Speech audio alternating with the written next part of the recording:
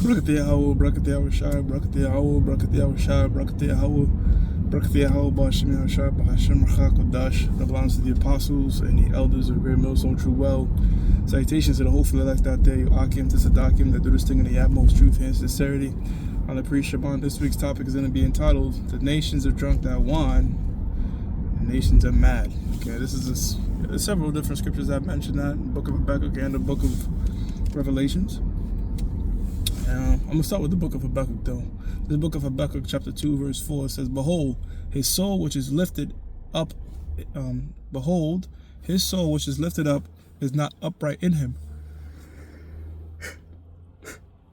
It's like his is right here is talking about is the so-called white man. His spirit is not upright. Scriptures tell you that the wicked are estranged from the womb in the book of Psalms, the 55th chapter. In other words, the so-called white man is perverse by nature. There's certain things that they do inherently that's just perverse, you know what I'm saying? But the just shall live by his faith, and that word there for just is righteous, all right? And this was said back in the Old Testament before Yahushua got on the scene, because I was watching Elder Menatazak's lesson going into the IUIC talking about the law, the law, the law. But a just man shall live by faith, man. All right? Faith is what's going to make us, what's going to deliver us. Faith in Yahweh Bashim Yahushua. Not the deeds of the law, all right? I'm not saying we may void the law through faith, as it says in the book of Romans 3:31. But, you know, it's faith how we're going to be saved, man. All right? Believing on the name of the Lord and believing in his truth. But the just shall live by faith. Here we go. Verse 5. Yea, also because he transgressed by wine. Now, wine represents philosophies, doctrines, a way of thinking. What's some of the so-called white man's wine? Democracy, feminism, LGBTQ, equal rights, mutilation of kids. So, OnlyFans. This is some of the things that the so-called white man has prescribed here in America and spread throughout the whole world, all right? And the other nations are pissed off with it, man, because they tried it. They were like, wait a minute. All this is doing is creating degenerate behavior. So a lot of nations are reverting back to their old ancient customs, man. I think most recently on a large scale, we saw that with Iran back in the 70s, right? Where the United States had the Shah of Iran, a puppet leader set up that westernized Iran pretty much, you know, had the women in the skirts and shit like that on beaches and all that type of stuff. And then the Ayatollah came in and said, wait a minute, no, let's go back to our religious text. Let's go back to how, you know, how the Quran wants us to be. And they demonized the fuck out of him for doing that, you know? And they do that with a bunch of other nations. They do regime change operations, the CIA, which is, they have controlled opposition, revolt against the current government, all right? And then they try to put up their own leader. And that leader might come with what? With a Western philosophy, a Western ideology. It may or may not, you know, whatever interest they want, they're going to get, but a lot of times that's what it come with, you know? So they drank it, and they mad because they're like, yo, this shit just creates a wicked-ass kingdom. Let's say, for example, right now, right? You know, in society, you're either going to suppress a man's sexuality or woman's sexuality. When you suppress a man's sexuality, like here in America, or you could only have one wife, the age of consent is 18 years old, all this other like faggy shit, you know what I'm saying? Now, what has that led to? It's led to fatherless homes of feminism and all that type of stuff, which, you know, a father provides more than just income, and woman completely out of order. Nobody's having kids, nobody's, you know, because what they're doing now is trying to seek a career, all right, which is ridiculous. Because the thing is this, time could, like for example, they go to school, seeking career, get degrees, right? But time can bring back your degree. Time can't bring back your youth. So you could get a degree at 30, 40 years old. Now, you could have complication having a kid at 40, 50, and these types of ages, 30, late 30. You know what I'm saying? It just increases more complications. Really, women should be having kids young.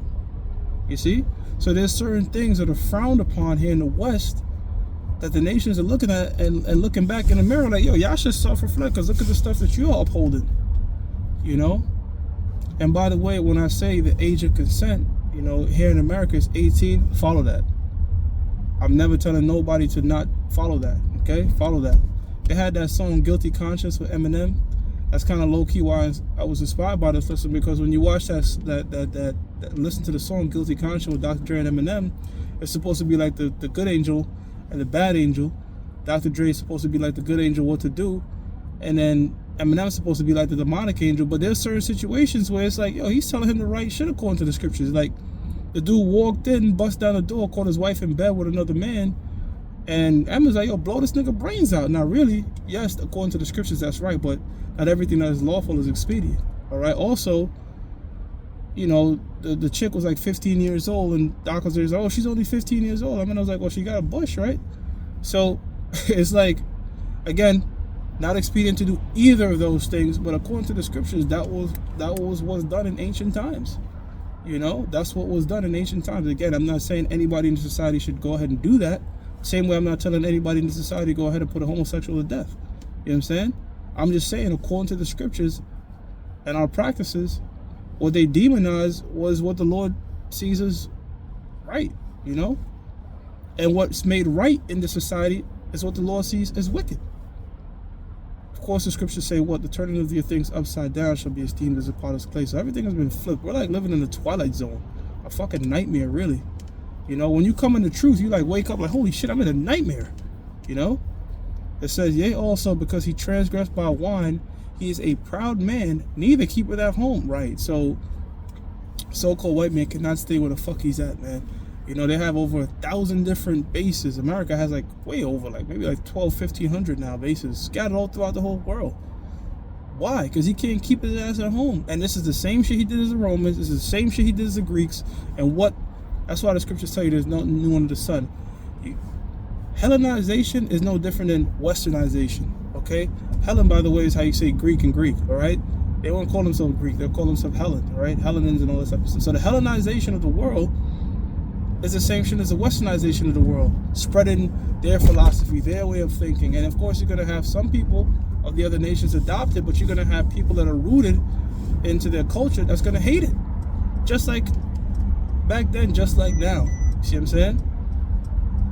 It says, who enlargeth his desire is hell and is as death.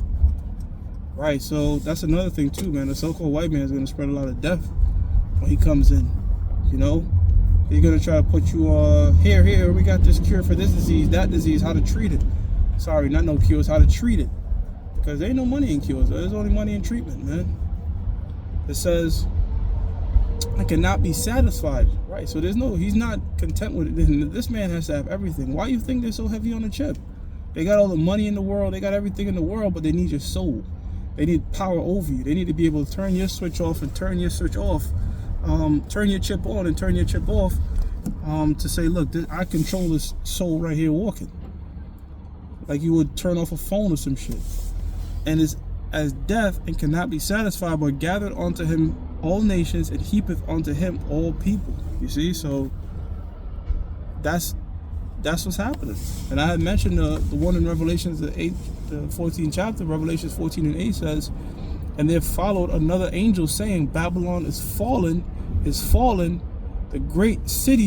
And that Babylon that you're reading about is talking about America. Babel is confusion, lawn is land, all right? So you have an ancient world Babylon and you have a prophetic Babylon. This is America. This is that confused land, all right? How do we know that? There's certain particular prophecies that you read about, like the destruction of Babylon, that historically did not take place. And the Most High is not a man that he should lie.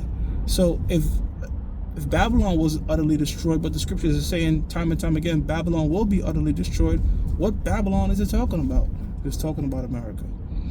And there followed another angel saying, Babylon is fallen, the great city, because she made all the nations drink of the wine of the wrath of her fornication, right? So all these nations have drunk the democracy, the hazel crystals, Jesus Christ, and all the bullshit, you know. They drank it. They took that philosophy on, and they're going to be judged later on with America for doing so. Verse 9, And the third angel followed them, saying with a loud voice, if any man worship the beast, and the beast is the Roman Empire revamped, okay? It says, and his image, the beast also goes into NATO, EU, right? And his image, rebirth of the Roman Empire, and receive his mark, that's the RFID microchip. We cannot stress that enough. The mark of the beast that you read about in the Bible is the RFID microchip. That's what they want to implant in anywhere in your body, okay? Don't just get stuck on hand, right hand. It could be left hand. It could be your neck. It could be your foot, whatever. That thing inside your body, you are slated for destruction. You cannot repent of that, all right? If any other person calling themselves an Israelite is teaching you otherwise, they're either sold out or they're just agents of Satan, okay? It says, receive his mark, or in his forehead, or in his hand, see, any body part, okay?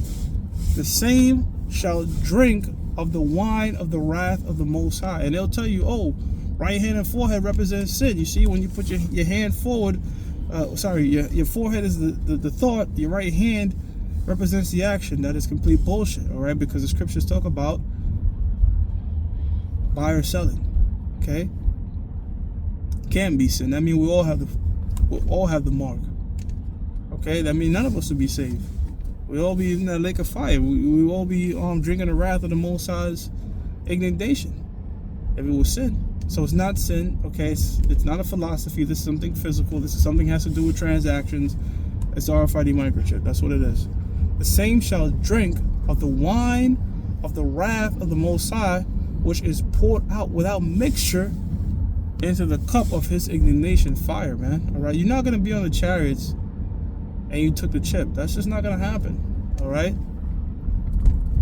The Most High will find a way to deliver you out of the hour of temptation if you're a man of the Lord, or just somebody of the elect, whether a woman or child, all right? You're not going to get that RFID microchip.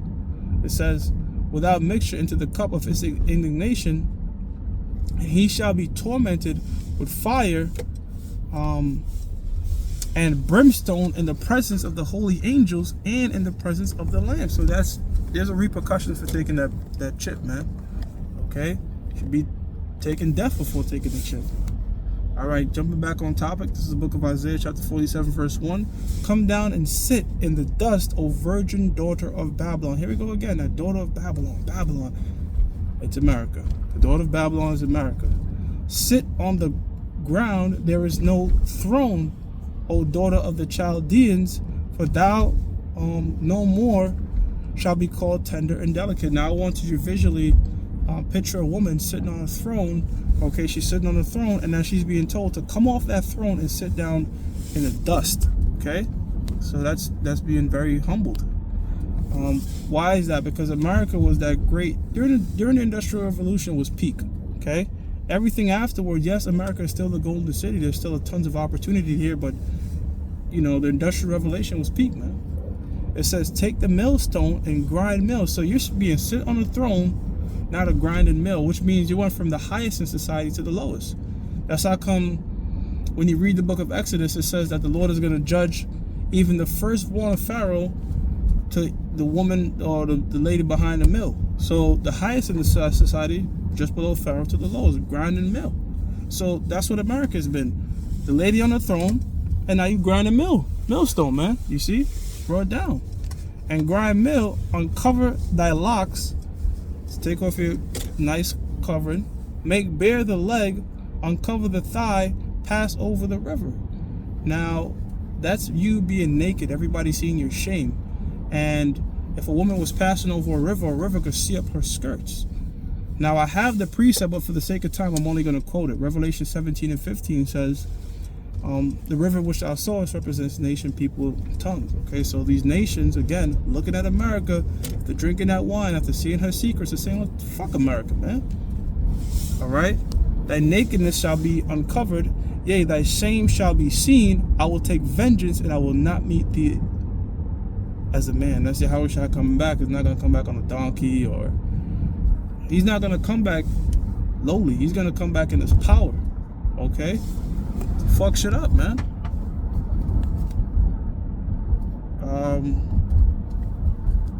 out of time.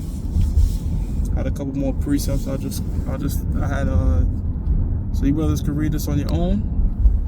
Jeremiah 50 and 12 and Ezekiel 38 chapter on down. Okay, but yeah, man, these nations are pissed off at the ways and the sinfulness of America. You know, I'm not bigging up these nations. Fuck them, by the way. Psalms 83rd chapter. But I'm just saying, you know, prophetically speaking, they've drunk the philosophies. They're mad. You know, they see the shit that America is doing. Look what they're doing in Venezuela.